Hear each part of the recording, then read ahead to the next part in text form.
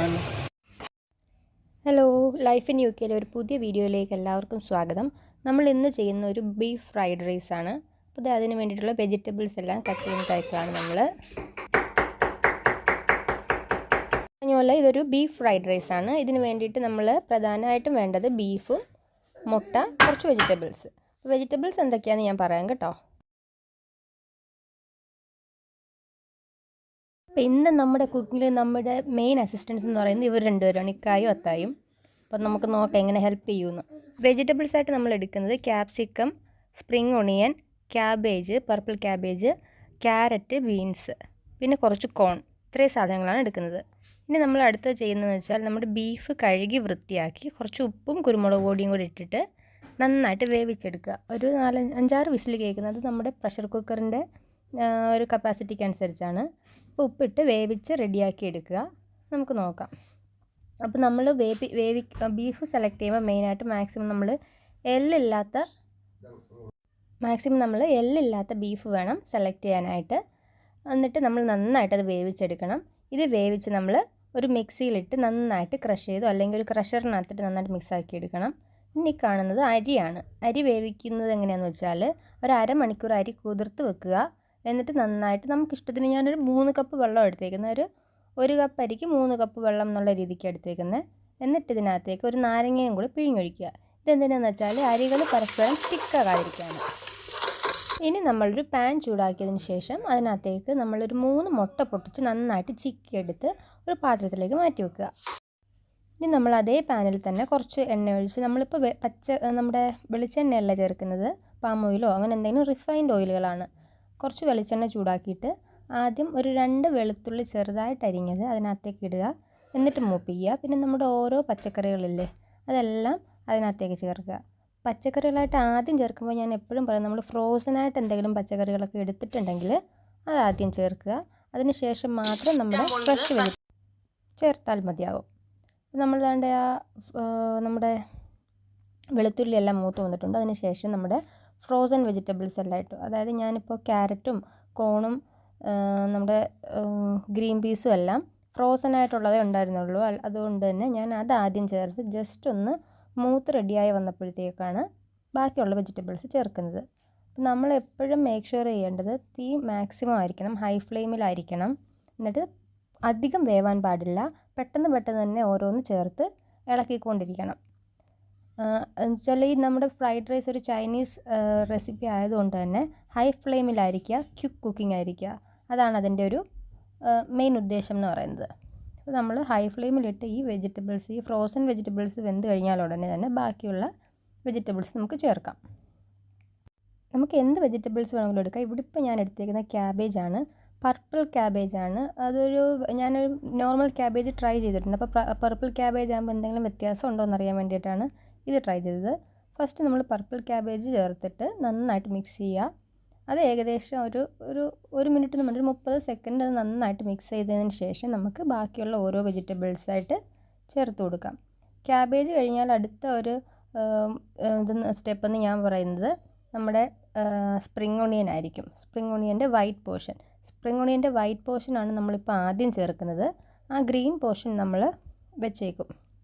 അത് last marinate ചെയ്യാൻ വേണ്ടിയിട്ടാണ് യൂസ് ചെയ്യുന്നത്.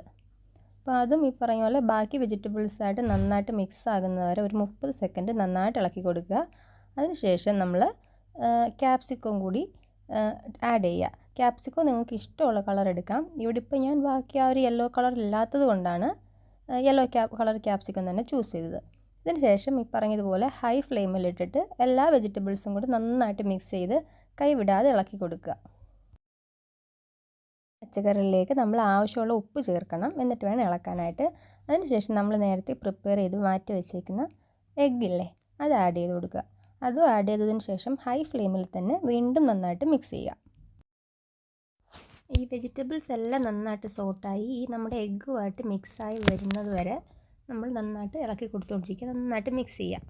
അങ്ങനെ മിക്സ് ചെയ്തതിന് ശേഷം നമ്മൾ ഇനി ഇതിനകത്തേക്ക് ആഡ് ചെയ്യാൻ പോകുന്നതാണ് ഗ്രൈൻഡ് ചെയ്ത് വെച്ചേക്കുന്ന ബീഫ്. നേരത്തെ പറഞ്ഞതുപോലെ ബീഫ് നന്നായിട്ട് വേവിച്ച് ഉപ്പും കുരുമുളക് പൊടി ഇട്ട് വേവിച്ച് ഞാൻ മിക്സിയിൽ ഗ്രൈൻഡ് ചെയ്ത് വെച്ചേക്കുന്നതാണിത്. ഇത് നമ്മൾ ഈ ഒരു മിക്സറിലേക്ക് നമ്മുടെ ആ വെജിറ്റബിൾ എഗ്ഗ് മിക്സറിലേക്ക് ആഡ് ചെയ്ത് കൊടുക്കുകയാണ്. ഇത് നന്നായിട്ട് ആഡ് ചെയ്തതിന് ശേഷം ഈ പറഞ്ഞ എല്ലാ മിക്സും കൂടെ നന്നായിട്ട് സോട്ട് ചെയ്ത് മിക്സ് ആക്കണം. ഈ പ്രോസസ്സിങ്ങിൻ്റെ സമയത്തിലെല്ലാം നേരത്തെ പറഞ്ഞതുപോലെ തന്നെ നമ്മുടെ ഫ്ലെയിം ഹൈ ആയിരിക്കണം. ഹൈ ഫ്ലെയിമിലിട്ട് നന്നായിട്ട് സോട്ട് ചെയ്യണം.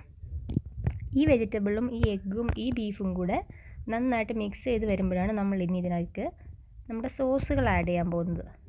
ഇപ്പം മെയിനായിട്ട് ഇതിൽ സോസുകളെന്ന് പറയുന്നത് നമ്മൾ ഫസ്റ്റ് സോയ് സോസാണ്. അതാണ് ഇമ്പോർട്ടൻ്റ്. ആ ഒരു കളറും ഫ്ലേവറും മണവും ഒക്കെ വരുന്നത് ആ സോയ് സോസാണ്. ഒരു ടേബിൾ സ്പൂൺ സോയ് സോസാണ് നമ്മളിപ്പോൾ ഒഴിക്കുന്നത് ഇതിനകത്തേക്ക്. സോയ് സോസ് ഒഴിച്ച് നന്നായിട്ട് മിക്സ് ചെയ്യുക. അത് കഴിഞ്ഞിട്ട് പിന്നെ നമുക്ക് ഒഴിക്കേണ്ടത് ചില്ലി സോസാണ്. ചില്ലി സോസ് ഒഴിക്കുക, സോയ് സോസ് ഒഴിക്കുക, ചില്ലി സോസ് ഒഴിക്കുക. ഈ Soy sauce 1 table spoon, chilli sauce 1/2 table spoon, പിന്നെ ഉള്ളത് ടൊമാറ്റോ സോസും 1/2 ടേബിൾ സ്പൂൺ. അങ്ങനെ ഈ 3ആണ് നമ്മൾ സോസായിട്ട് ഇതിനകത്തേക്ക് ആഡ് ചെയ്യുന്നത്. വെജിറ്റബിൾ വേവിച്ചപ്പം ഉപ്പ് ചേർത്തിട്ടുണ്ടായിരുന്നു. അത് വളരെ കുറച്ച് ഉപ്പാണ് ചേർത്തത്. ഇനി നമുക്ക് ഈ സോസുകളെല്ലാം ആഡ് ചെയ്തതിന് ശേഷം ഉപ്പുണ്ടോ എന്ന് ചെക്ക് ചെയ്യണം. കാരണം സോയ് സോസിൽ സാധാരണ ഉപ്പുണ്ടാവാറുണ്ട്. എന്നിട്ട് ഉപ്പ് നോക്കിയതിന് ശേഷം നമ്മൾ ആവശ്യത്തിന് ഉപ്പും കൂടെ ചേർത്ത് കൊടുക്കുക. ഇതെല്ലാം ചേർത്ത് മിക്സാക്കിയതിന് ശേഷം നമ്മൾ ഇതിനകത്തേക്ക് റൈസ് ചേർക്കണം.